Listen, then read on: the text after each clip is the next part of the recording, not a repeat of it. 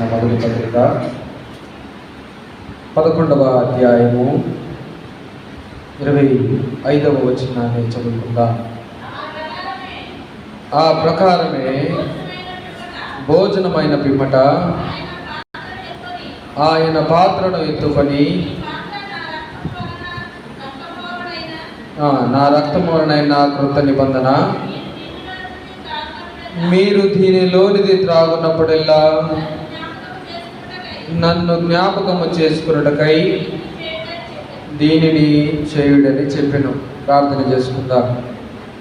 మహాగణుడవును మహిమోన్నతుడవును సర్వకృపానిధి మా పరమ తండ్రి, ఈ ఘనమైన పరిశుద్ధమైన పవిత్ర నామానికి కృతజ్ఞత స్తోత్రంలో చెల్లిస్తూ ఉన్న అందరికీ సాయంకాలపు పరిశుద్ధ మాండ్య గురువారపు శుభాలు వందనాలు తెలియజేసుకుంటున్నాను. అందరికీ వందనాలు.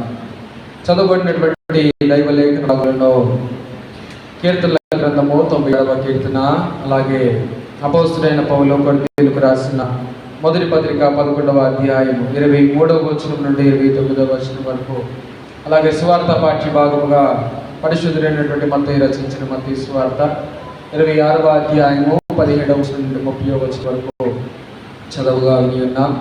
ఈ వాక్య భాగాలను ఆధారం చేసుకుని ఈరోజు నేడు మనకు ఏర్పాటు చేయబడినటువంటి అంశము క్రొత్త నిబంధన. అయితే మండల కాలంలో 38వ దినములో మనమందరము కూడా ప్రవేశించి ఉన్నాం. 38వ దినపు మండల కాలంలో మనమందరము కూడా ప్రవేశించడానికి కారణము దేవాతి దేవుడే. అయితే ఈ పరిశుద్ధ వారములో చాలా ప్రాముఖ్యతలు ఉన్నాయి. ఏంటా ప్రాముఖ్యతలు అంటే, సోమవారం నుండి ఈ గురువారం అనగా ఈరోజు రాత్రి గెత్సెమనే తోటలో యేసుక్రీస్తు ప్రభుల వారు అప్పగింపబడడానికి ముందు వరకు ప్రతిదీ కూడా ప్రవచనాత్మకముగానే జరిగింది. ప్రవచనము లేకుండా ఏ కార్యక్రమము కూడా జరగలేదు. అయితే ఈ కార్యకలాపాలు అన్నీ కూడా జరగడానికి గల ముఖ్య ఉద్దేశం, ముఖ్య కారణము నిబంధన. ఏంటది? నిబంధన. ఏ నిబంధన? ఎవరు ఏర్పాటు చేసిన నిబంధన అని అంటే, పరిశుద్ధ గ్రంథంలో మనకి 2 నిబంధనలు కనపడుతున్నాయి. ఒకటి పాత నిబంధన, రెండవది క్రొత్త నిబంధన. ఈ నిబంధన పుస్తకాలలో కొన్ని పుస్తకాలు ఉన్నాయి గ్రంథాలలో కదా. ఈ నిబంధన గ్రంథాలలో 66 పుస్తకాలు ఉన్నాయి. ఈ 66 పుస్తకాలు కూడా కేవలము దేవుని యొక్క చిత్తాన్ని తెలియజేసేదిగా ఉంటూ ఉన్నాయి. అయితే ఏంటి దేవుని చిత్తము అని అంటే, ధర్మశాస్త్రాన్ని పాటించటము, పాత నిబంధన ప్రకారము, పాత నిబంధన పద్ధతి. అయితే నూతన నిబంధన ఏంటిది అని ఆలోచన చేస్తే, పాత నిబంధనలో ఉన్నటువంటి ధర్మశాస్త్రాన్ని పరిపూర్ణముగా పూర్తిగా నెరవేర్చినటువంటి పరమ తండ్రి అయిన యేసుక్రీస్తును, పరమరక్షకుడైన యేసుక్రీస్తును విశ్వసించడమే నూతన నిబంధన. అయితే ఈ నిబంధన అనేది ఎక్కడ మొదలైంది అనే ఆలోచన మనము చేస్తే, పరిశుద్ధ సోమవారం నుండి మనం వద్దాం. పరిశుద్ధ సోమవారం నాడు ప్రభుల వారు జరిగించిన కార్యకలాపాలు, మొదటిగా బేతనియా ప్రాంతం నుండి యెరూషలేము పట్టణానికి వెళ్తూ దారిలో ఆకలి కొనినప్పుడు అంజూరపు చెట్టును శపించాడు. ఆ తదుపరి దేవాలయమును శుద్ధీకరించాడు. అయితే తిరిగి బేతనియా ప్రాంతానికి వెళ్ళి మరలా మంగళవారపు దినమున యెరూషలేము పట్టణమునకు ఆయన ప్రవేశించి 2వ దినమున ఆయన బోధనలను, ఉపమానములను, అనేకమైనటువంటి వాదనలతో కూడినటువంటి బోధను ప్రధాన యాజకులకు, ప్రజల పెద్దలకు అందించాడు, తెలియజేశాడు, వాదించాడు. అయితే 3వదిగా సైలెంట్ వెడ్నెస్డే, అంటే ఇస్కరియోతు యూదా యేసుక్రీస్తు ప్రభుల వారిని 30 వెండి నాణెములకు అప్పగించడానికి ఒప్పందము చేసుకునే దినము. అలాగే యేసుక్రీస్తు ప్రభుల వారిని మరి అభిషేకించిన దినము కూడా అదే. మరియు ఈ చివరి పరిశుద్ధ వారంలో ఈ గురువారం పరిశుద్ధ మాండీయ గురువారము అని అంటారు. ఇంగ్లీష్లో మాండీ థర్స్డే. మ్యాండేటమ్ అనేటువంటి లాటిన్ పదం నుండి మాండీ అనేటువంటి ఇంగ్లీష్ పదం ఉద్భవించడం జరిగింది. మ్యాండేటమ్ అనేటువంటి పదానికి అర్థము ఆజ్ఞ. ఈ ఆజ్ఞ ఏంటిది అని ఆలోచన చేస్తే, పరిశుద్ధ గురువారం నాడు యేసుక్రీస్తు ప్రభుల వారు శిష్యులకు ఒక ఆజ్ఞ జారీ చేశాడు. ఒక ఆజ్ఞ. ఏంటి ఆ ఆజ్ఞ అంటే ఇప్పుడు చదువుకుని ఉన్నాం కదా. మీరు ఈ పాత్ర నా రక్తమూలనైనా క్రొత్త నిబంధన, మీరు దీనిలోనిది త్రాగునప్పుడల్లా నన్ను జ్ఞాపకము చేసుకున్నటకై దీనిని చేయుడని చెప్పెను. ఇదే ఆ నిబంధన. ఇదే ఆ నిబంధన. ఏంటి ఈ నిబంధన అని ఆలోచన చేస్తే, అయితే ఈ ఆలోచన ఎందుకు చేశారు, ఈ పస్కా పండుగను గురించినటువంటి వివరణ ఏంటిది అని ఆలోచన చేస్తే, ఇశ్రాయేలీయులు, యూదులుగా ఉన్నటువంటి ఇశ్రాయేలీయులు అందరూ కూడా ఐగుప్తు చెరలో 430 సంవత్సరములు బానిసలుగా చెరలో ఉన్నప్పుడు వారినందరినీ కూడా విడిపించడానికి దేవుడు ఒక మనిషిని ఎన్నుకున్నాడు. అతడు నాయకుడైన మోషే. ఈ మోషే దేవుని వర్తమానమును ఇశ్రాయేలు ప్రజలందరికీ కూడా తెలియపరుస్తూ అందిస్తూ ఉన్నాడు. అయితే తండ్రి అయినటువంటి యెహోవా దేవుడు ఒక ఆజ్ఞ అందించాడు, ఒక నిబంధన, ఒక కట్టడను మోషే ద్వారా అందించాడు. ఏంటా నిబంధన అంటే నిర్గమాకాండము 12వ అధ్యాయంలో ఇది మనకు కనపడుతుంది. మొదటి 14 వచనములు. దీంట్లో మోషే ద్వారా ఇశ్రాయేలీయులకు ఒక నూతనమైనటువంటి నిబంధనను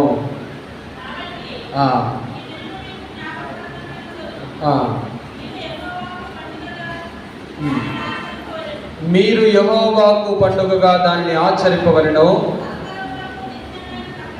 తరతరములకు నిత్యమైన కట్టడగా దానిని ఆచరింపవలెను. దేనిని అంటే పస్కా పండుగ. ఏంటది? పస్కా పండుగ. ఈ పస్కా పండుగ అనేటువంటిది దేనికి సాదృశ్యంగా ఉంది అంటే, ఐగుప్తు చెరలో ఉన్నటువంటి వీరందరూ కూడా బానిసలుగా ఉంటున్నటువంటి ఆ తరుణంలో వీరిని విమోచించడానికి తండ్రి అయిన యెహోవా దేవుడు ఆలోచన చేసి వారందరికీ కూడా ఒక కట్టడను, ఒక ఆజ్ఞను జారీ చేశాడు. ఏంటి ఆ ఆజ్ఞ అంటే, మీలో ప్రతి వాడును మేక పిల్లనే కానీ గొర్రె పిల్లనే కానీ తీసుకొని వచ్చి దహన బలిగా దాన్ని అర్పించి దానిలో ఉన్నటువంటి రక్తమును దాన్ని కాల్చి భుజించాలి అనేటువంటి ఒక నిబంధన అక్కడ ఏర్పాటు చేసుకోవడం జరిగింది. అయితే ఆ ఏర్పాటు చేసుకునేటటువంటి నిబంధన ఎలా ఆచరించాలి అంటే పరిశుద్ధముగా ఆచరించాలి. కుటుంబ సమేతముగా మేక పిల్లను కానీ గొర్రెను కానీ కాల్చిన తర్వాత భుజించాలి అనేటువంటిది అక్కడ కనపడుతుంది. అయితే ఈ పస్కా పండుగలో వారు కాల్చినటువంటి ఆ గొర్రె పిల్లపు రక్తాన్ని వారి యొక్క గుమ్మములకు రాసుకునవలెను. ఎందుకు అనగా ఆ రాత్రికాల సమయంలో ఆ గుమ్మములను తప్పించి మిగతా ఫరో సామ్రాజ్యానికి సంబంధించిన గృహంలో ఉన్నటువంటి వారినందరినీ దేవుడు హతము చేయించు ఉన్నారు.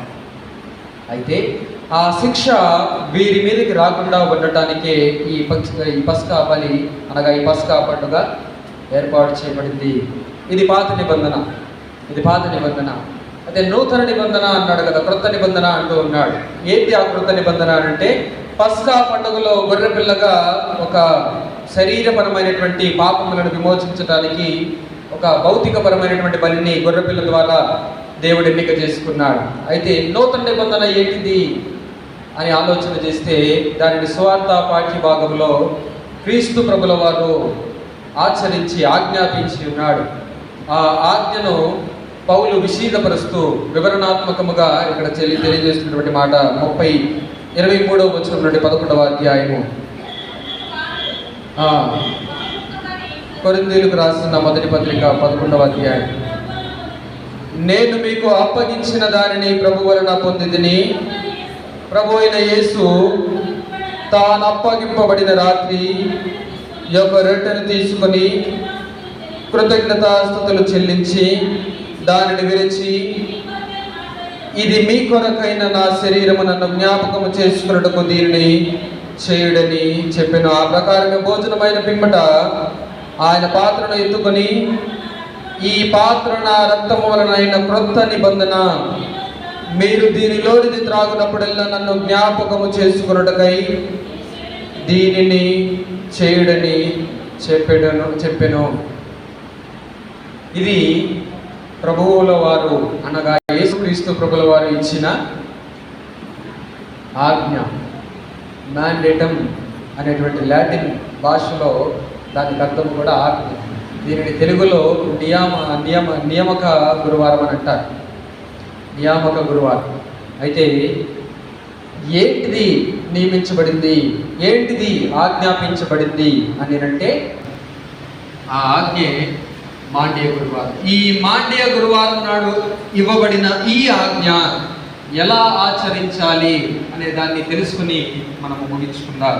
23వ వచనం నుండి 25వ వచనం వరకు చదువుకున్నాం కదా. ఎలా ఏంటనంట, క్రొత్త నిబంధన.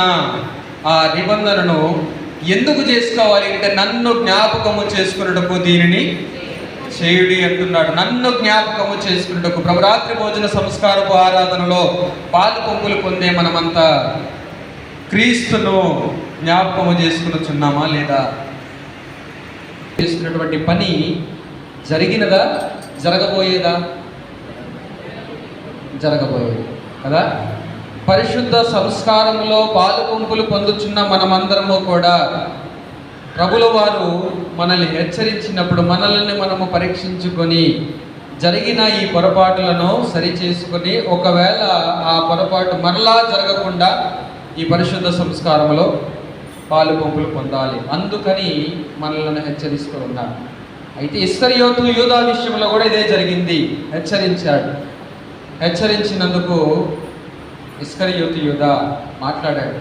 ప్రభువా, నేనేనా నిన్ను అప్పగించేది అని అంటే, నేనా అని అంటే నీవు అన్నట్టే అంటే యేసు క్రీస్తు ప్రభుల వారు ఈ పరిశుద్ధ సంస్కారం ఏర్పాటు చేసినటువంటి ఈ విధానము పరిశుద్ధమైనది, పవిత్రమైనది. ఇది ఒక నూతనమైన ఆజ్ఞ అని తెలిసి కూడా దీనిలో పాలు పంపులు పొందుతూ పాపము చేయడానికి సిద్ధపాటు కలిగి అదే హస్తాన్ని ఆ పరిశుద్ధ సంస్కారంలో చేతులు వేస్తూ ఉన్నారే. ఆ హస్తాలని దేవుడు గుర్తెరిగాడా, ఎరగలేదా? గుర్తెరిగినప్పటికీ కూడా మౌనంగానే ఉన్నాడు. క్రీస్తు ప్రభుల వారు మౌనంగా ఉన్నాడని మనము రెచ్చిపోకూడదు, విడిచిపెట్టాలి కదా. ఆయన హెచ్చరిక ఇచ్చినప్పుడు ఆ హెచ్చరికను తీసుకుని సరి అయినటువంటి క్రమంలో గనక దానిని ఆచరించకపోతే దేవుడు అంటున్నటువంటి మాట, ఆ మాట చెప్పిన తర్వాత ఆయన చూడండి ఏమంటున్నాడు. 20 ఎవని చేత మనుష్య కుమారుడు అప్పగింపబడుచున్నాడో ఆ మనుష్యునికి శ్రమ, ఆ మనుష్యుడు పుట్టి ఉండని ఎడల, ఆ మనుష్యుడు పుట్టి ఉండని ఎడల. జననం గురించి మాట్లాడుతున్నాడు. జననం, ఈ జననము భౌతికమైన జననం కదా. అనగా దేవుడు భార్యాభర్తలను ఆశీర్వదించి ఒక నూతనమైన సంతానమును దేవుడు తన స్వాస్థ్యముగా అనుగ్రహించినటువంటి ఆ కుమారుడు కానీ కుమార్తె కానీ ఆశీర్వాదంగా ఉంటే తల్లిదండ్రులు సంతోషిస్తారు. అదే కుమార్తె కానీ అదే కుమారుడు కానీ బలహీనముగా కానీ ఇబ్బందుల పాలు కానీ కొన్ని అవలక్షణాలు కలిగి వారు జన్మిస్తే తల్లిదండ్రులు సంతోషంగా ఉండలేరు. అయితే యేసుక్రీస్తు ప్రభుల వారు ఈ లోకానికి వచ్చి ఈ పశువుగా వధింపబడిన తరువాత ఆయన ఇచ్చిన ఈ ఆజ్ఞ ఆశీర్వదించబడటానికే కానీ శపించబడటానికి కాదు. ఈ ఆశీర్వదించబడటానికి విధింపబడిన ఈ ఆజ్ఞను కూడా ఇస్కరియోతు యూదా ఎలాగా తనకి తాను ఉపయోగించుకున్నాడు అంటే, యేసుక్రీస్తును గెత్సెమనే తోటలో ఏమని చెప్పి అప్పగించాడు? ఎలా అప్పగించాడు? నేను ఎవరిని ముద్దు పెట్టుకుందునో అతనినే మీరు పట్టుకోవాలి అంటున్నాడు. అయితే ముద్దు అనేది ఎందుకు వాడతారు అని అంటే ప్రేమను వ్యక్తపరచడానికి. అందులోనూ యూదులు ప్రాముఖ్యముగా దీన్ని పవిత్రంగా చూస్తారు, పవిత్రమైన కార్యంగా చూస్తారు. కానీ ఇస్కరియోతు యూదా తన స్థితిని ఎంతకి దిగజార్చుకున్నాడు అంటే, యేసుక్రీస్తు ప్రభుల వారిని వారి తన శత్రువులకు అప్పగించడానికి ఒక నీచమైనటువంటి పనికి ఈ పవిత్రమైన కార్యాన్ని ఆయన వాడుకున్నాడు. ఎంత దీనస్థితికి దిగజారాడు అంటే అది వివరించలేనటువంటి పాపం. యేసుక్రీస్తు ప్రభుల వారి మీద ఉంచినటువంటి విశ్వాసమంతయు కూడా మేలు అంటున్నాడు. పుట్టకపోయి ఉండా బాగుండు అంటే అక్కడ కూడా దేవుడు ఏం ఆలోచిస్తున్నాడు చూడండి, వాడు నాశనం అవ్వకూడదనే ఆలోచిస్తున్నాడు కానీ తన గురించి ఆలోచిస్తూ ఉన్నాడా కదా. అయితే ఇంతటి గొప్ప కార్యాన్ని ఆజ్ఞాపించి ప్రారంభించినటువంటి ప్రభువు యొక్క క్రొత్త నిబంధన అనగా పరిశుద్ధ ప్రభురాత్రి భోజన సంస్కారమును ఈరోజు మన వరకు తీసుకుని వచ్చినప్పుడు దీనిలో కొన్ని కారణాలను బట్టి మన పాప జీవితమును వదిలేసుకోలేక, పాపపు కోరికలను ఆలోచనను తీసుకోలేక మనం ఏం చేస్తూ ఉన్నాం, వాటిని వదిలేసుకోవాల్సింది పోయి ఈ సంస్కారానికే దూరంగా ఉంటూ ఉన్నాం. కానీ యేసుక్రీస్తు ప్రభుల వారు అయినప్పటికీ మన మంచి కొరకే, మన బాగు కొరకే తెలియజేస్తూ ఉన్నారు. ఈ నిబంధన కేవలము పాప విమోచనము కొరకు మాత్రమే కాదు కానీ నిత్య జీవమును ఇవ్వటానికి ఇది కారణముగా ఉంది. ఈ ఆజ్ఞ ప్రాముఖ్యమైనదిగా ఉంది. ఇటువంటి ఆజ్ఞను పరిపూర్ణముగా ప్రేమించమన్నాడే, పరిపూర్ణముగా ఆచరించమన్నాడే. ఏంటది? ద్వితీయోపదేశకాండము 6వ అధ్యాయం 5వ వచనం కదా, నీ పూర్ణ హృదయముతోనూ, నీ పూర్ణ ఆత్మతోనూ, నీ పూర్ణ మనస్సుతోనూ ఆయనను ప్రేమింపవలెను అన్నాడు. ఇదేంటిది? ఆజ్ఞ. ధర్మశాస్త్ర గ్రంథములో ఇవ్వబడినటువంటి 10 ఆజ్ఞలను కదా, ఈ 10 ఆజ్ఞలను ప్రాముఖ్యమైనవి ఏవి అని అడిగినప్పుడు యేసుక్రీస్తు వారు కుదించి 2 ఆజ్ఞలు ఇచ్చారు. నీ దేవుడిని యెహోవాను నీ పూర్ణాత్మతో, నీ పూర్ణ మనసుతో, నీ పూర్ణ శక్తితో ప్రేమించాలి. అలాగే నిన్ను వలె నీ పొరుగు వారిని. 2 ఆజ్ఞలు కదా. అయితే యేసుక్రీస్తు ప్రభుల వారు ఈ నిబంధన పెట్టడానికైనా, లేకపోతే ఈ నిబంధన ఇవ్వడానికైనా, ఈ నిబంధనలో పాలు పంపులు పొందడానికైనా చూపించినది మొట్టమొదటి కార్యమో లేదా చూపించిన ముఖ్యమైన లక్షణం ఏంటిదనంటే ప్రేమే కదా. 1 కొరింథీ 13:13 అంటాడు కదా, విశ్వాసము, నిరీక్షణ, ప్రేమ, ఈ మూడిట్లో కూడా శ్రేష్టమైనది ప్రేమయే అంటాడు. అంటే